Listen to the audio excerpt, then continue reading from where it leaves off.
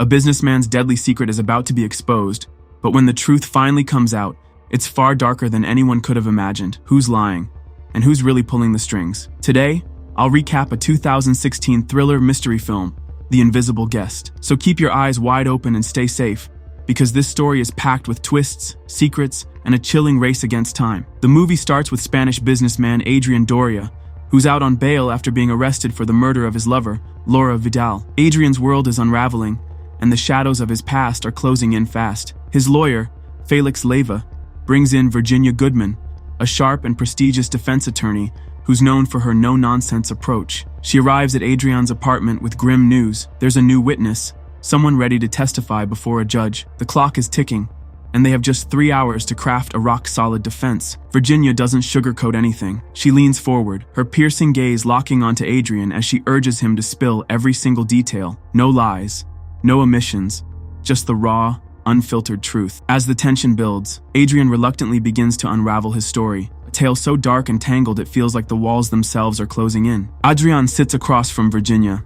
his voice low and tense as he finally starts spilling the truth. He tells her about the affair with Laura and how they had ended things months before. It should have been over, but trouble has a way of lingering like a dark cloud. Out of nowhere, a phone call shattered his attempt to move on. Someone knew their secret, someone dangerous. The mysterious caller demanded they bring 100,000 euros to a quiet, isolated hotel in the countryside. Desperate and scared, Adrian and Laura obeyed, but things took a terrifying turn. Inside that eerie hotel room, Adrian remembers feeling a sharp blow to the back of his head. Everything went black. When he came to, his heart thundered in his chest as he stumbled toward the bathroom. There, his worst nightmare stared back at him, Laura's lifeless body. She lay still, her eyes cold and empty, while the walls seemed to whisper silent screams of betrayal. Adrian insists the room was locked. The door, the windows, every possible way in or out was sealed tight from the inside. The police arrived, baffled by the impossible scene. There was only one person left standing, one suspect, Adrian Doria. The noose of guilt tightens around him,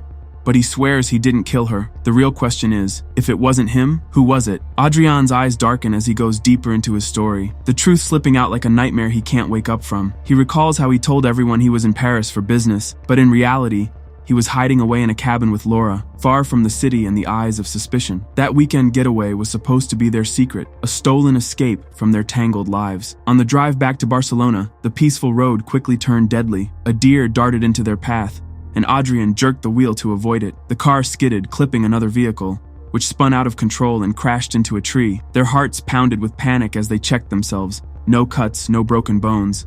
But the other driver wasn't so lucky. The young man behind the wheel, Daniel Garrido, lay lifeless in his seat. Only 23 years old, he was just a bank employee on a regular day. Laura, always quick with her logic, pointed out that Daniel wasn't wearing a seatbelt and had been texting while driving. It wasn't entirely their fault, she argued, but that wouldn't matter if the truth came out. Suddenly, headlights pierced the darkness as another car approached. Thinking fast, Laura shoved Daniel's body across the passenger seat, pretending he was alive, while Adrian played the part of an ordinary driver exchanging insurance information. Laura even answered Daniel's phone when it rang, keeping up the act with a calmness that chilled Adrian to his core. The other driver, fooled by their flawless performance, drove off, none the wiser. The horror didn't end there. Laura stayed behind, waiting for a tow truck in Adrian's car, which had mysteriously refused to start. Meanwhile, Adrian took Daniel's car, a metal coffin with its grim cargo hidden in the trunk, and drove to a remote lake. The water swallowed the vehicle and its secrets in a silent splash. As the ripples faded, so did any trace of Daniel Garrido's existence. But dark deeds never stay buried for long. Adrian's voice grows heavier as he describes what happened next. Later that same night, Laura picked him up near the lake,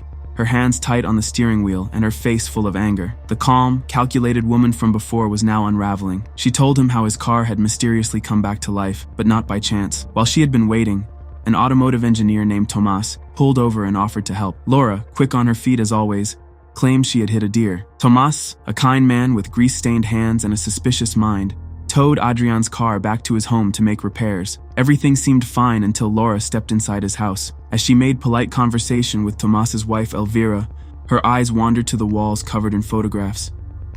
That's when it hit her. The young man smiling in those pictures was Daniel Garrido. The man they had just sent to a watery grave was Tomas and Elvira's son. The weight of this revelation settled on Laura like a stone, but she didn't let it show. Cool under pressure, she kept up her story, masking the storm of panic rising in her chest. When it was time to leave, She slipped into Adrian's car, but one small mistake changed everything. She adjusted the driver's seat. Tomas, observant and sharp, took note of this minor but damning detail. The seat was set for someone much taller than Laura, a man. The seed of suspicion was planted, and no amount of lies would keep it from growing. In a desperate attempt to erase the past, Adrian sold his car and reported it stolen. He and Laura parted ways, hoping to never cross paths again. But as Adrian would soon learn, some secrets are like shadows. They follow you no matter how fast you try to run.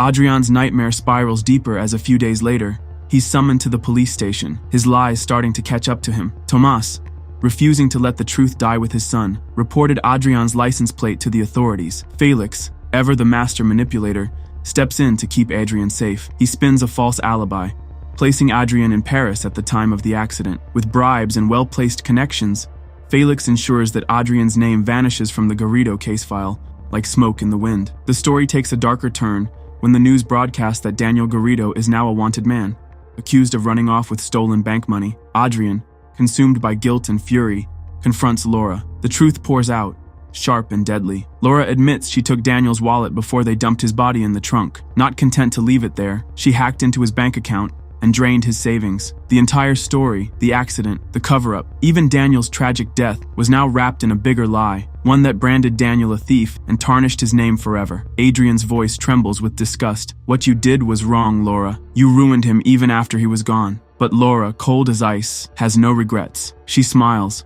her eyes dark with menace. If you turn on me, I'll take you down too, Adrian. The web of deceit tightens, and betrayal hangs thick in the air. Adrian realizes that Laura isn't just a desperate woman. She's dangerous, and she'll do whatever it takes to protect herself. Adrian's world of success and secrets collides as he receives the grand title of European Businessman of the Year. Under the glare of flashing cameras and applause that roars like thunder, a shadow creeps into the spotlight. A reporter steps forward with a haunting gaze that burns into Adrian's soul. The man is Tomas, but this is no interview. His voice cracks with raw pain as he begs, "Tell me where my son's body is. Let me bury him, please." Adrian stiffens as Tomas's eyes drop to the cigarette lighter in his hand, the same lighter Tomas had seen when fixing the car by the roadside. The memory locks them both in a moment of terrible recognition. Tomas's desperate questions are cut short by security, his cries echoing as he's dragged away. Days later, the nightmare tightens its grip. A photograph of a still, dark lake arrives for Adrian. With it, a chilling set of instructions. Bring Laura and 100,000 euros to a remote hotel, or the secrets will rise from the depths. Adrian's mind races,